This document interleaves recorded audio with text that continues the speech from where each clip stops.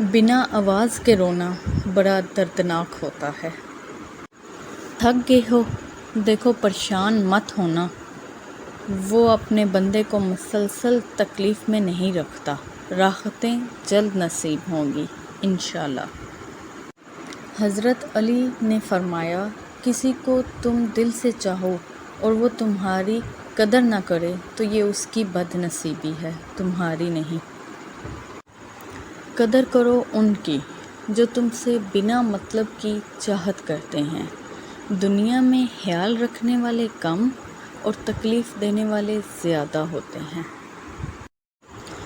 جو تمہاری خاموشی سے تمہاری تکلیف کا اندازہ نہ کر سکے، اس کے سامنے زبان سے اظہار کرنا صرف لفظوں کو ضائع کرنا ہے۔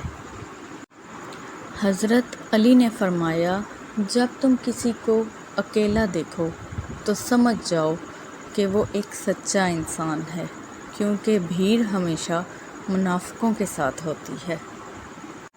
زیادہ سوچنا انسان کو ختم کر دیتا ہے، بس دعا کرو اور اللہ پر چھوڑ دو۔ حضرت علی نے فرمایا، اگر کسی کی تکلیف دیکھ کر تمہیں تکلیف ہونے لگے تو سمجھ لینا تم اللہ کے بنائے بہترین انسان ہو۔ کچھ رشتے، کچھ تعلق ایسے پرندوں جیسے ہوتے ہیں جو کھلے دروازے دیکھ کے بھی نہیں اڑتے۔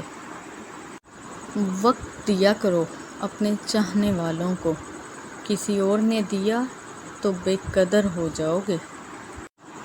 لوگوں کو کھونے سے نہ ڈرو، بلکہ ڈرو اس بات سے کہ کہیں تم لوگوں کو خوش کرتے کرتے خود کو نہ کھو دو۔